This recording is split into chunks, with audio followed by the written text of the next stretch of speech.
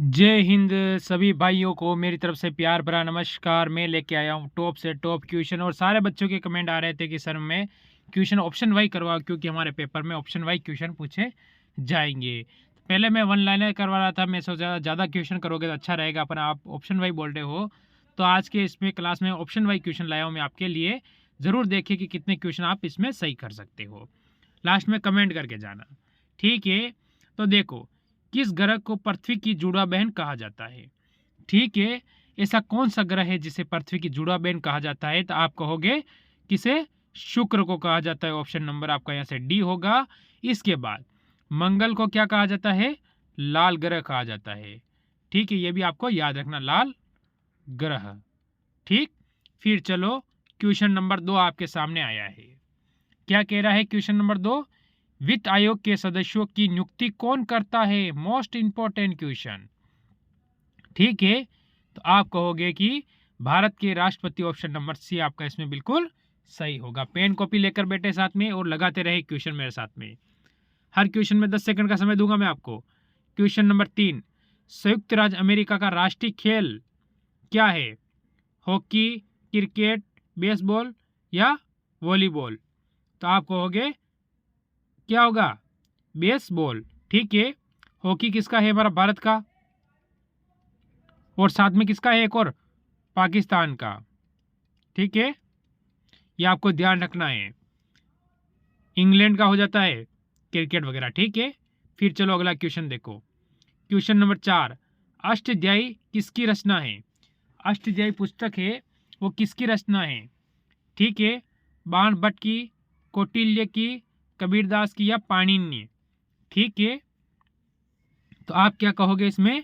Option number D. D बिल्कुल इसमें आपका सही और सटीक उत्तर होगा। फिर देखो क्वेश्चन नंबर 5 आपके सामने आया है। क्या कह रहा है? निम्नलिखित मुगल शासकों में से किसे प्रिंस ऑफ बिल्डर्स के नाम से भी पुकारा जाता है? प्रिंस ऑफ बिल्डर्स के नाम से किसे पुकारा जाता है? अकबर, शाहजहां, जाकिर या फिर बाबर को? ये क्वेश्चन इसने स्थापना की थी। क्या की थी? स्थापना मुगल वंश की किसने की थी? बाबर ने। कब की थी? आप कहोगे कि 1526 में, पानीपत के युद्ध बाद। तो आपका जो क्वेश्चन पूछा है उसका उत्तर क्या होगा? शाहजहां। शाहजहां यानी ऑप्शन नंबर आपका यहाँ से बी बिल्कुल सही होगा। फिर देखो अगला क्वेश्चन, क्वेश्चन नंबर 6, बौद्ध संगीति किस शासक के समय में आयोजित की गई थी? मोस्ट इंपॉर्टेंट क्वेश्चन बनेगा आपका यहाँ से। ठीक है, अशोक, अजातशत्रु, कनिष्क या चंद्रगुप्त मौर्य? ठीक है, मौर्य ने कौन सा धर्म ज्वाइन किया था? ठीक है, तो आप कहोगे उसने जैन धर्म शामिल में हुआ था। किसमें? जैन धर्म। ठीक है, तो यहाँ से बनता है। फिर बौद्ध धर्म किसने किया था? तो इसमें से बौद्ध धर्म किया था अशोक ने। ठीक है, बौद्ध धर्म, ठीक है, अशोक ने किया था। तो आपसे पूछा, उसका उत्तर होगा कनिष्क, ऑप्शन नंबर सी। ठीक, फिर अगला क्वेश्चन देखो, अफीम युद्ध किनके बीच लड़ा गया था? जो अफीम युद्ध लड़ा गया था वो किसके बीच लड़ा गया था? मोस्ट इंपॉर्टेंट क्वेश्चन होगा आपका यहाँ से। ठीक है, ब्रिटेन भारत, भारत और चीन, ब्रिटेन जापान, ब्रिटेन और चीन? ठीक है, तो क्या बताओगे यहाँ से उत्तर? सोचो, एक बार उत्तर देने की कोशिश करो। Option number D. ठीक है, ऑप्शन नंबर डी, ब्रिटेन और चीन के मध्य लड़ा गया था। फिर क्वेश्चन नंबर 8 आता है आपके सामने, भारतीय विज्ञान संस्था कहाँ स्थित है? मोस्ट इंपॉर्टेंट क्वेश्चन, भारतीय विज्ञान संस्था कहाँ पर स्थित है? जैसे कि लखनऊ, चेन्नई, बेंगलोर फिर या कोलकाता। ये चारों क्या है? चारों ही राजधानियां हैं। चारों ही राज्यों की क्या है? राजधानियां हैं। ये भी आपको ध्यान रखना है। तो इसमें हमारा उत्तर क्या होगा? हमारा उत्तर होगा बेंगलोर, ऑप्शन नंबर सी। ठीक है, आपको याद रखना है। फिर अगला क्वेश्चन आता है, देखो आर्य शब्द का शाब्दिक अर्थ क्या होता है? आर्य, ठीक है, कहाँ से आए थे ये? मध्य एशिया से आए थे। ठीक है, तो आप कहोगे श्रेष्ठ या कुलीन, योद्धा, विद्वान या फिर वीर? क्या कहोगे इसमें आप लोग? ठीक है, तो आप सबका जो उत्तर बनेगा वो बनेगा श्रेष्ठ या कुलीन। ऑप्शन नंबर अपना यहाँ पर ए बिल्कुल सही हो जाता है। फिर देखो क्वेश्चन नंबर 10, हड़प्पा सभ्यता की खोज कब की गई थी? ठीक है, हड़प्पा सभ्यता की खोज, ठीक है, तो आप कहोगे कि 1921 में। अभी कहाँ है वर्तमान ये? पाकिस्तान, ठीक है, कहाँ है? पाकिस्तान, ठीक है। इसके बाद 1922 में किसकी खोज हुई? 22 में मोहनजोदड़ो, ठीक है, मोहनजोदड़ो की, ठीक है, कब हुई? 1922 के अंदर हुई थी। फिर देखो अगला क्वेश्चन नंबर 11, प्राण और वैहिक स्वतंत्रता के अधिकार संबंधित कौन सा अनुच्छेद है? ठीक है, तो कौन सा होगा? प्राण और दैहिक, तो आप कहोगे अनुच्छेद 21, ऑप्शन नंबर ए। कई बार बता चुका हूं मैं आपको ये, क्योंकि मोस्ट इंपोर्टेंट क्वेश्चन होता है यहाँ से ये, ठीक। फिर आएगा आपके सामने यदि वायुमंडल ना तो हो पृथ्वी से आकाश किस रंग का दिखाई देगा? ठीक है, अगर वायुमंडल नहीं होगा ना तो पृथ्वी से आकाश का रंग कैसा दिखाई देगा? तो आप कहोगे लाल, नीला, हरा या फिर काला, तो आप कहोगे ऑप्शन नंबर डी, काला दिखाई देता है, ठीक। फिर अगले क्वेश्चन पे चलो, देखो क्या कह रहा है क्वेश्चन। एशियाई खेल पहली बार कहाँ आयोजित हुए थे? एशियाई खेल कहाँ आयोजित हुए थे? नई दिल्ली, कनाडा, न्यूयॉर्क, बेल्जियम, तो कहाँ पर आयोजित हुए थे एशियाई खेल? आप कहोगे ऑप्शन नंबर ए, दिल्ली के अंदर आयोजित हुए थे। कहाँ हुए थे? दिल्ली के अंदर आयोजित हुए थे। फिर आएगा आपके सामने ये क्वेश्चन, देखो क्वेश्चन नंबर 14, ओजोन परत का क्या अवशोषित करती है? क्या करती है? ओजोन परत किससे रक्षा करती है हमारी? सूर्य से आने वाली कौन सी किरणें? पराबैंगनी किरणें, ठीक है, ऑप्शन बी होगा। किससे आती है ये? सूर्य से, ठीक है, सूर्य से आती है, जो हमारे शरीर को क्या है? त्वचा को नुकसान पहुंचाती है। फिर आता है अगला क्वेश्चन नंबर 15, क्या कह रहा है?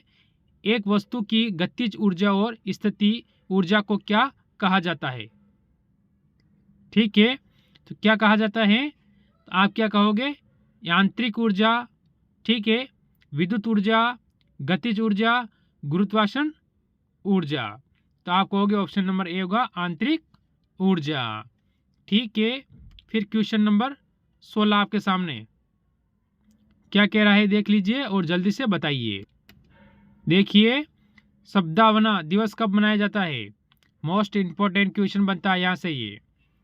22 जुलाई, 21 जून,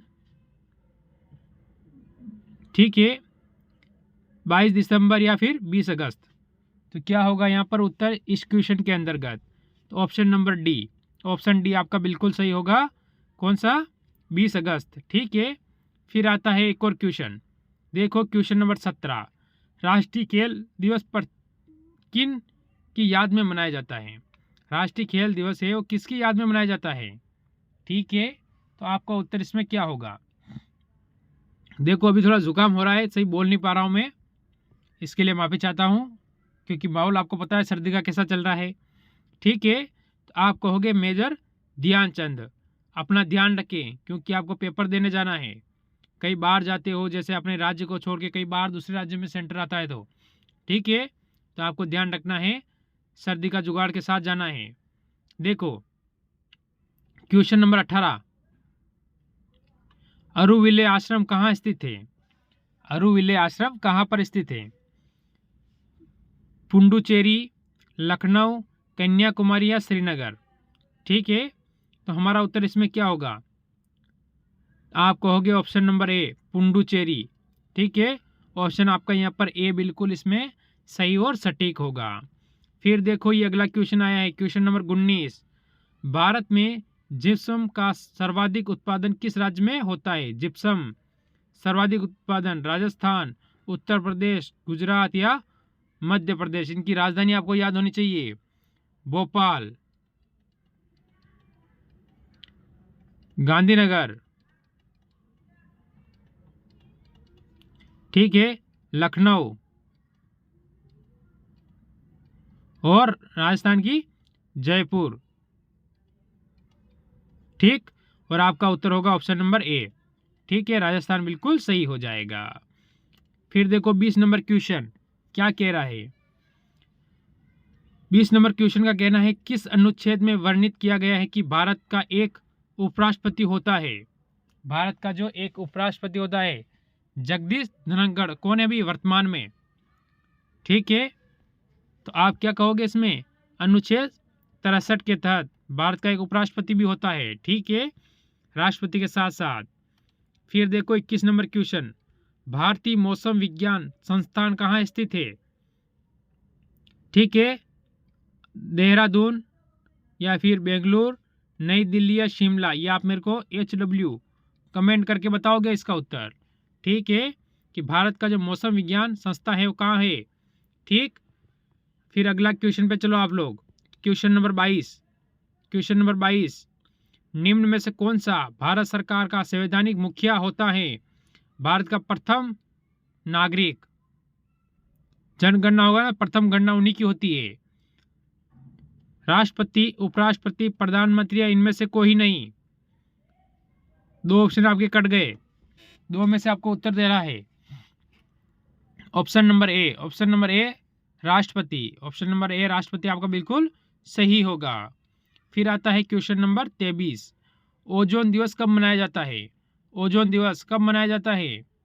अभी इसके बारे में मैंने बताया था, ओजोन परत सूर्य से आने वाली पराबैंगनी किरणों से हमारी रक्षा करती है। ठीक है, तो आप क्या कहोगे, ये 16 सितंबर 16 सितंबर 16 सितंबर। ऑप्शन नंबर आपका यहाँ से डी बिल्कुल सही हो जाएगा। फिर देखो अगला क्वेश्चन, क्वेश्चन नंबर 24, सम्राट अकबर निम्नलिखित में से किस महल का निर्माण फतेहपुर सीकरी में करवाया था। ठीक है, अकबर ने करवाया था। सम्राट तो इसको हटा दो, कोई मतलब नहीं, अकबर बोलो आप तो डायरेक्ट कि अकबर ने करवाया था। ठीक है, क्या कहोगे, हीरा महल, पंचमहल, रंग महल, मोती महल। तो आप कहोगे ऑप्शन नंबर बी। ठीक है, ऑप्शन नंबर बी बिल्कुल सही हो जाएगा, पंचमहल। ठीक है, फिर क्वेश्चन नंबर आप देखो, क्वेश्चन नंबर 25, भारतीय रिजर्व बैंक का राष्ट्रीयकरण कब हुआ था। ठीक है, भारतीय रिजर्व बैंक का राष्ट्रीयकरण कब हुआ था, जल्दी बता दीजिए, भारतीय रिजर्व बैंक का राष्ट्रीयकरण कब हुआ था। तो हमारा उत्तर हो जाएगा यहाँ से option number D, option number D 1949। ठीक है, फिर लेंगे अगला क्वेश्चन। देखो आप लोग, क्वेश्चन नंबर आपके सामने कौन सा आया है, 26, अस्थायी बंदोबस्त किस वायसराय के काल में लागू हुआ था। ठीक है, कौन सा वायसराय का काल था, तो आपको लॉर्ड कॉर्नवालिस। ठीक है, ऑप्शन नंबर ए बताओगे यहाँ पर, यहाँ से ऑप्शन नंबर ए। फिर रहेगा आज का 27वां क्वेश्चन जो आपके सामने आ चुका है। ठीक है, क्वेश्चन नंबर 27, किस संविधान संशोधन द्वारा मौलिक कर्तव्यों को संविधान में जोड़ा गया था। ठीक है, क्या कहा गया है, मौलिक कर्तव्य थे उनको क्या गया, संविधान में जोड़े गए। 28वें संविधान संशोधन, 31वें, 42वें या फिर 44वें। तो क्या कहोगे आप यहाँ से, आप कहोगे ऑप्शन नंबर सी बिल्कुल सही होगा, 42वें संविधान संशोधन द्वारा।